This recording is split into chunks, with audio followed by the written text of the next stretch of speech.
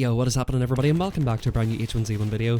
Today we're going to be covering the latest news of H1Z1, which actually was back in November. I didn't upload a video at that time, so apologies, so this might be old news to some of you. But G-Ham, who's the acting CEO of EG7 and was the CEO of Daybreak, gave us some information on the state of H1Z1, the state of development, and what they're currently doing with it. I'm going to play the clip for you here, but if any of you guys are interested in H1Z1 PlayStation 4, tomorrow, January 2nd at 8 PM PT, which is 5 PM Pacific Standard Time, we're going to be queuing up for NS Solos. Currently in H1Z1 PS4 you can get like 30-40 player lobbies. Sometimes people do shotgun tournaments on that game too, which can boost the lobbies up to 50 or 60. If you guys would be interested in playing 100 player solos in H1Z1 PS4, hop on tomorrow, like I said, January 2nd, 8 PM Eastern Time, and join us for some H1Z1 PS4 solos. I know a lot of you guys are fans of H1Z1 on PC. I will be doing something like that for Z1 Battle Royale in the near future as well. But anyway, without any further ado, let's hop into the clip and we'll break it down afterwards.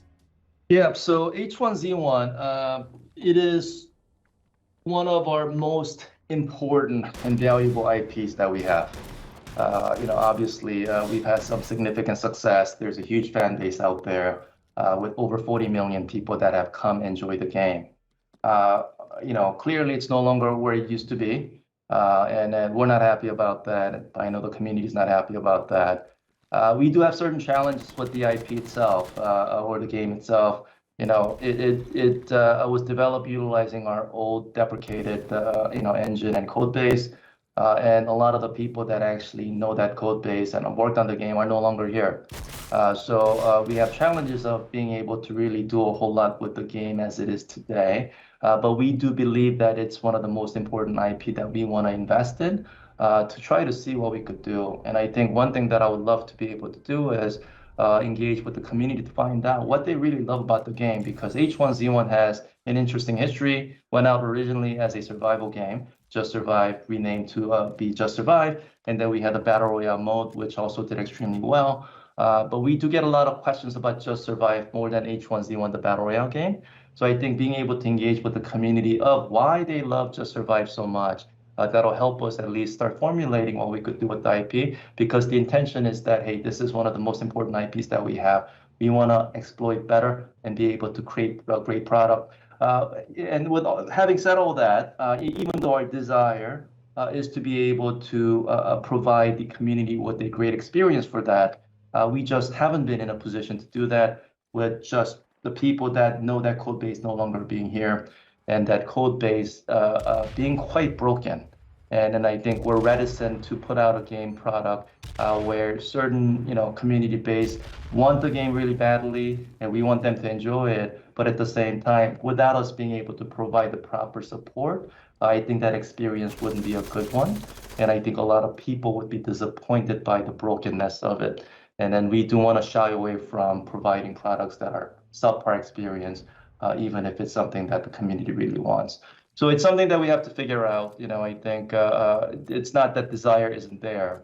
I think it's really figuring out how we resource it, and then what's the path that we need to take with that title going forward to really satisfy what the community wants, versus just putting something in front of them they may enjoy for a split second, but be quite upset about the state that the game is in, which is not good for anyone. Okay, so it seems like you're open to continuing to have a dialogue then with gamers about what you can do there to satisfy the big interest that's in that game. Is that correct? Absolutely. I mean, to be completely honest and be frank about this, I am probably one of the biggest fans of H1Z1 at Daybreak. So I've always been trying to figure out what can we do, but I do also want to be practical about not putting out broken products that the community may be very upset about. And until we could solve that problem, I think we would have a difficult time really providing something that the community will really appreciate. So there you have it folks, that is G-Ham, the acting CEO of EG7. He's basically confirmed that they've done no work on any of the versions of H1Z1, whether that be PlayStation 4, H1Z1 on PC, or of course Just Survive or Pre-Season 3 or anything like that. He said that those games were on an old deprecated code base, meaning that the people who currently work at Daybreak would not be able to fix those games. To me, it seems like the only viable option, judging by what he's saying, is that they release some sort of a new title in the future with the best elements of H1Z1. So my personal expectations for H1Z1 is is that either nothing is going to happen, or in the next couple of years we might get a new release of H1Z1, like a whole new title with a survival and battle royale included. There's a couple of things that I don't buy here. The fact that he said that it's on an old deprecated code base. H1Z1 on the PlayStation 4 was developed on the latest version of Forge Lite at the time, which is the engine that Daybreak use. The old deprecated engine only pertains to maybe Just Survive and Pre-Season 3. As far as PlayStation 4 goes, I don't think there's any reason why they couldn't be adding new content to this game.